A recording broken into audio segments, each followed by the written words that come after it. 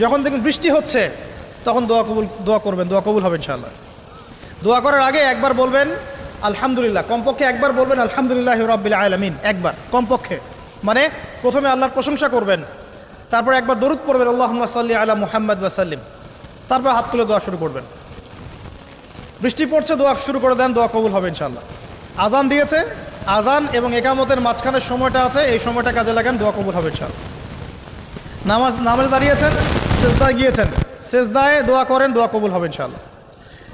প্রশ্ন করে অনেকে যে ভাই সেজদায় কি বাংলায় দোয়া করা যাবে? হ্যাঁ যাবে, যদি আপনার নামাজটা নফল নামাজ হয়। কোন নামাজ হয়? ফরজ নামাজে করবেন না, নফল নামাজে করতে পারেন ইনশাআল্লাহ। সেজদায় বান্দা আল্লাহর সবচেয়ে কাছাকাছি থাকে, এই সময়ে বেশি বেশি দোয়া করতে রাসূল সাল্লাল্লাহু আলাইহি ওয়াসাল্লাম তাগিদ দিয়েছেন।